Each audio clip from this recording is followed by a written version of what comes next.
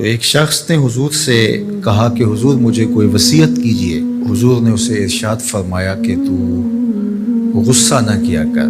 اس نے پھر کہا مجھے وصیت کیجئے، تو آقا کریم نے پھر فرمایا غصہ نہ کیجئے۔ اس نے پھر کہا، یہ بات ایک بار نہیں، اس نے کئی بار حضور سے پوچھی۔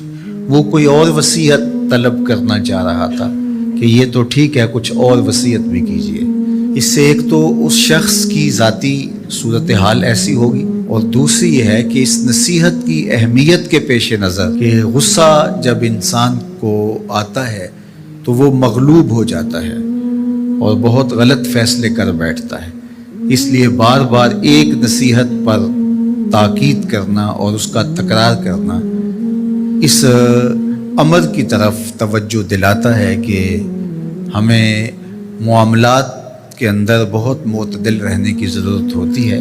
جو شخص غصے کو نافذ کرنے کی طاقت رکھتا ہے، ایک تو ہوتا ہے کہ بندہ غصے سے خود اپنے آپ کو بے چین کرے گا، لیکن اپنے غصے کو نافذ نہیں کر سکتا، غصہ نکال نہیں سکتا، خود پیچ و تاب کھائے گا۔ لیکن یہ وہ شخص ہے جو غصے کو نافذ کر سکتا تھا، اس کے پاس طاقت تھی، لیکن اس نے اس کے باوجود غصے کو ضبط کیا۔ حضور علیہ السلام نے ارشاد فرمایا، قیامت کے دن اللہ تعالیٰ لوگوں کے سامنے اسے بلائے گا، تو اللہ تعالیٰ اسے اختیار دے گا کہ جنت کی حوروں میں سے جس کے ساتھ تم نکاح کرنا چاہتے ہو، جس کے ساتھ تم رہنا چاہتے ہو، تمہیں اس کا اختیار دیا گیا ہے، اس لیے کہ تم نے اپنے غصے کو ضبط کیا، اس کو نافذ کرنے کی طاقت کے باوجود۔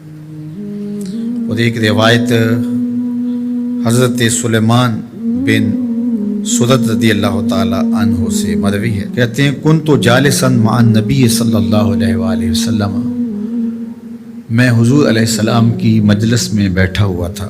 دو لوگ تھے، وہ آپس میں الجھ رہے تھے۔ ان میں سے ایک شخص کا چہرہ غصے سے سرخ ہو گیا، رگیں پھولی ہوئی تھیں، اور ایک دوسرے کے لیے سب و شتم کا ماحول پیدا ہو گیا تھا۔ اللہ کے رسول صلی اللہ علیہ وآلہ وسلم نے ارشاد فرمایا، میں ایسا کلمہ جانتا ہوں کہ اگر یہ کلمہ پڑھ لیں تو ان کا یہ غصہ زائل ہو جائے گا، ان کی جو کیفیت ختم ہو جائے گی۔ اور وہ کیا ہے؟ اعوذ باللہ من الشیطان الرجیم۔ یہ پڑھ لیں تو جو ان کے اندر ہے وہ چلا جائے گا۔ تو لوگوں نے اس شخص کو کہا جس کی رگیں پھولی ہوئی تھی اور غصے سے اس کا چہرہ سرخ ہوا جا رہا تھا کہ تعوذ پڑھو، اعوذ باللہ من الشیطان الرجیم پڑھو۔ اور یہ اللہ تعالیٰ نے قرآن مجید میں ارشاد فرمایا ہے کہ جب غصے سے انسان بے قابو ہو جائے تو اس کو چاہیے کہ وہ اپنے غصے سے باہر نکلنے کے لیے تعوذ پڑھے۔ ایک روایت میں ہے اللہ کے محبوب نے ارشاد فرمایا، تم میں سے اگر کوئی شخص غصے میں آئے تو وہ خاموش ہو جائے، تو خاموشی سے غصے کا لیول نیچے آنا شروع ہو جائے گا۔ اور ایک روایت میں ارشاد فرمایا، جب تم میں سے کوئی شخص غصے میں ہو تو وہ کھڑا ہوا ہو تو وہ بیٹھ جائے، اور اگر اس کا غصہ اس سے زائل ہو گیا تو ٹھیک، ورنہ لیٹ جائے۔ یعنی اگر وہ کھڑا ہو تو بیٹھ جائے، اور اگر بیٹھنے کے باوجود بھی غصہ ختم نہیں ہونے پا رہا تو لیٹ جائے، خاموش ہو جائے، تعوذ پڑھے اور بیٹھ جائے یا پھر لیٹ جائے۔ تو یہ چار صورتیں غصے کو کم کر دیتی ہیں۔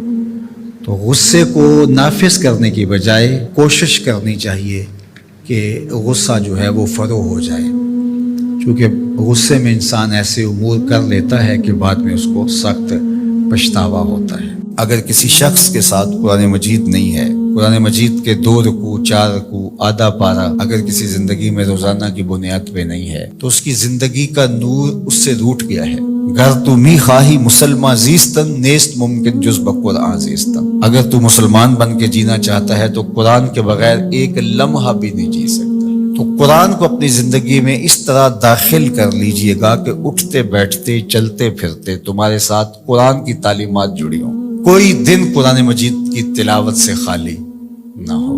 ہمیں اس کی ترغیب دی گئی ہے، اور یہ خوش بختی کی علامت ہے کہ تمہارے ساتھ قرآن ہو۔ فرمایا گیا کہ وہ سینہ ایک قبرستان کی طرح ہے جس میں قرآن نہیں ہے۔ تو تو ایک تو قرآن مجید کی کچھ صورتوں کو باقاعدہ یاد کر کے اپنے سینوں میں نقش کرنا چاہیے، جس طرح سورۃ الملک ہے قرآن مجید کی دوسری صورتیں، اگر اس کے علاوہ بھی آخری پارہ جو ہے اگر سب یاد ہو جائے تو کم از کم آدھا پارہ آخری یاد کر لیں۔ سورہ الواقعہ ہے، سورہ یاسین قلب القرآن کہا گیا ہے، ایک مرتبہ سورہ یاسین پڑھنے سے 10 مرتبہ قرآن پڑھنے کا ثواب ملتا ہے، اور جو شخص اپنے دن کا آغاز سورہ یاسین سے کرتا ہے سارا دن وہ اللہ کی امان میں رہتا ہے۔ سورہ حشر کی آخری 3 آیات پڑھنے کی تلقین کی گئی ہے شام سویرے، جو شخص صبح کو پڑھ لیتا ہے سارا دن امان میں رہتا ہے، اور اگر وہ فوت ہو جائے تو زمرہ شہداء میں لکھا جائے گا، اور جو شام کو پڑھ لے ساری رات اللہ کی امان میں رہتا ہے، فرشتے دعائیں کرتے رہتے ہیں،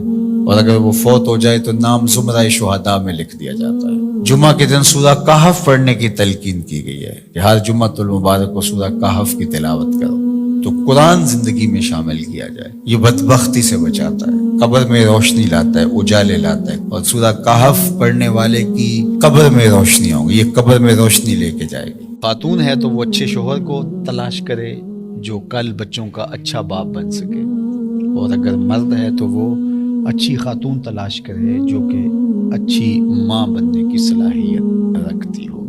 اگر معاشرے میں ڈیمانڈ ہی ہوگی تو پھر یہ صلاحیتیں لوگ اپنے اندر پیدا بھی کریں گے۔ جب رشتوں کی ڈیمانڈ یہ نہیں رہے گی، ظاہری چمک دمک اور مال و دولت اور یہ ساری چیزیں ہوں گی، تو پھر ظاہر ہے اس کی طرف دوڑ لگ جائے گی۔ اور جب اوصاف حمیدہ اور اچھی عادات، دینداری اور یہ چیزیں عورت کے لیے معیار قرار پائیں گی تو پھر رجحان فطری طور پہ ادھر ہو جائے گا۔ تو آج اگر ہمارے ہاں ان چیزوں کی کمی واقع ہو رہی ہے تو پھر اس کا سبب یہ ہے کہ ہمارے رجحان اور ہماری ترجیحات تبدیل ہو گئی۔ حضرت سیدنا عمر رضی اللہ تعالیٰ عنہ کا واقعہ آپ نے سنا ہوگا کہ آپ جب پہرا دے رہے تھے، راتوں کو گشت کیا کرتے تھے، تو ایک خاتون اپنی بیٹی سے کہہ رہی تھی کہ دودھ میں پانی ملاؤ تاکہ ہم زیادہ پیسے کما سکیں۔ تو اس لڑکی نے کہا کہ امیر المومنین حضرت عمر نے دودھ میں پانی ملانے سے منع کر رکھا ہے۔ تو اس خاتون نے کہا کہ عمر کون سا دیکھ رہا ہے؟ تو اس لڑکی نے کہا کہ عمر تو نہیں دیکھ رہا، عمر کا رب تو دیکھ رہا ہے۔ حضرت عمر رضی اللہ تعالیٰ عنہ بہت متاثر ہوئے اور اس دروازے پر نشان لگا دیا۔ واپس آئے، صبح ہوئی تو اپنے بیٹوں کو بلایا، اپنے بیٹے سے کہا کہ میں جو ہے وہ تمہارا ایک خاتون سے نکاح کرنا چاہتا ہوں۔ تو انہوں نے کہا کہ جس طرح آپ کی مرضی ہو۔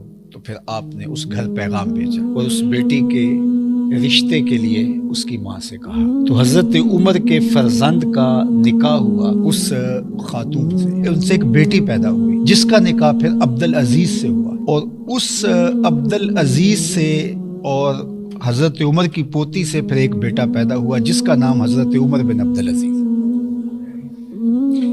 تو اچھی مائیں اچھی قوم دے سکتی ہیں، تو اچھی ماں کا انتخاب اس وصف پر آپ نے اپنے بیٹے کا نکاح کر دیا کہ یہ کس قدر اللہ سے خشیت اور اللہ سے خوف رکھنے والی خاتون ہے۔ حضور نے ارشاد فرمایا کہ نکاح کیا جاتا ہے 4 چیزوں کی وجہ سے، لمالہا، لجمالہا، لحسبہا۔ کسی کے مال کی وجہ سے نکاح کیا جاتا ہے، حسب و نسب کی وجہ سے نکاح کیا جاتا ہے، اسی طرح جو ہے وہ حسن کی وجہ سے نکاح کیا جاتا ہے۔ پھر فرمایا کہ جو ہے وہ دین کی وجہ سے نکاح کرنے کی پھر تلقین ارشاد فرمائی، اور دین سے مراد وہ خوبیاں ہیں جو دین ہمیں بتاتا ہے، وہ جہاں پائی جائیں۔ فرمایا جس کا اخلاق کو، جس کا دین تمہیں پسند آ جائے اس سے اپنی بیٹی کا نکاح کر دو۔ نکاح کے انتخاب کے لیے 2 چیزیں بیان، جس کا خلق اور جس کا دین تمہیں پسند آ جائے اس سے اپنی بیٹی کا نکاح کر دو۔ ابو الاسود الدؤلی زمانہ جاہلیت کا ایک شاعر گزرا ہے۔ ایک دن وہ اپنے بیٹوں سے کہنے لگا کہ میں تمہارے پیدا ہونے سے پہلے بھی اور تمہارے پیدا ہونے کے بعد بھی تمہارے اوپر بڑے احسانات کیے ہیں۔ تو بیٹوں نے کہا کہ ہمارے پیدا ہونے کے بعد کے احسانات تو سمجھ میں آتے ہیں، لیکن ہمارے پیدا ہونے سے پہلے آپ نے ہمارے اوپر احسان کون سا کیا ہے؟ تو ابو الاسود الدؤلی کہنے لگا اپنے بیٹوں کو، اپنی اولاد کو، کہ میں ایک شاعر ہوں، اور شاعر کی طبع کے اندر جو حسن پسندی ہے تو بیوی کے انتخاب کے لیے اس کی اول ترجیح یہی ہونی چاہیے تھی، لیکن میں جب اپنی بیوی کی تلاش میں نکلا تو میں اس خیال سے تلاش کیا کہ جو میرے بچوں کی بہتر ماں بن سکے. تو میں نے اپنے جذبات کی قربانی دے کر تمہارے لیے اچھی ماں تلاش کی اپنے لیے اچھی بیوی تلاش کرنے کی نسبت. تو میرا یہ وہ احسان ہے جو تمہارے پیدا ہونے سے قبل میں نے تمہارے اوپر کیا.